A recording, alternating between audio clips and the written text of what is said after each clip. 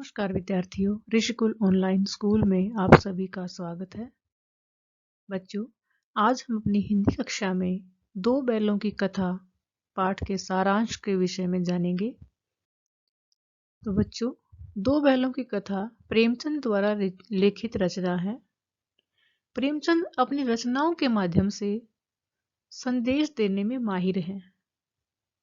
उन्होंने अपनी रचनाओं, अपने उपन्यासों, लेखों, कहानियों के माध्यम से तरह तरह की सामाजिक समस्याओं को समाज के सामने प्रस्तुत करने की पूरी कोशिश की है। समाज को अपनी रचनाओं के माध्यम से कैसे जगाया जाए, यह उन्हें बहुत अच्छी तरह से आता था। अतः वे अपनी रचनाओं के माध्यम से समाज में फैली बुराइयों को समाज के मध्य लाना चाहते थे, उनको खत्म करने की पूरी कोशिश करते थे। यह कहानी सांकेतिक भाषा में यह संदेश देती है कि मनुष्य हो या कोई भी प्राणी, स्वतंत्रता उसके लिए बहुत महत्व रखती है। स्वतंत्रता को पाने के लिए चाहे लड़ना पड़े तो बिना हिचकिचाए लड़ना चाहिए, अपना हक प्राप्त करना चाहिए।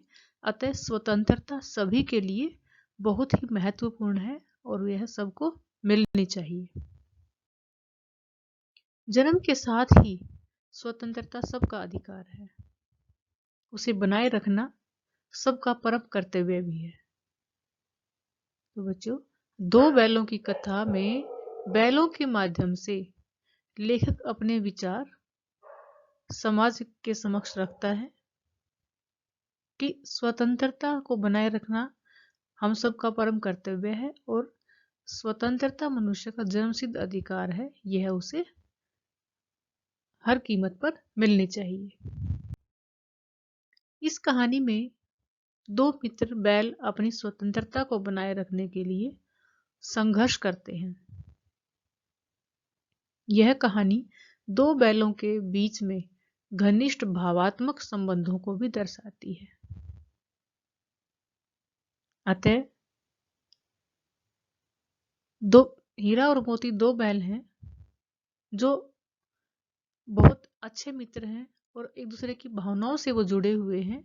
तो यह भी जो है इस कहानी के माध्यम से हमारे सामने प्रस्तुत किया गया है। यह कहानी मनुष्य और जानवर के बीच में उत्पन्न परस्पर संबंध को सुंदर चित्र में प्रस्तुत करती है। हीरा और मोती गहरे दोस्त हैं और वो हर समय एक दूसरे को बचाने की, दूसरे की सहायता करने की कोशिश में रहते हैं और इसी प्रकार उन दोनों की घनिष्ठता जो है वो अंत तक बनी रहती है। तो बच्चों, दो बैलों की कथा के माध्यम से हमें पता चलता है कि हमें स्वतंत्रता के लिए प्रयासरत रहना चाहिए। मुसीबत के समय मित्र को नहीं छोड़ना चाहिए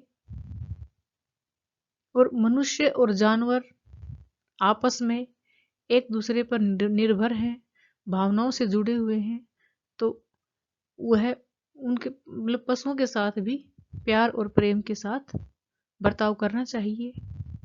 तो इस प्रकार से इस कहानी से हमें ये बातें जानने को मिलती हैं और एक कथन के माध्यम से मिलता है कि समाज में औरत जात का सम्मान करना चाहिए।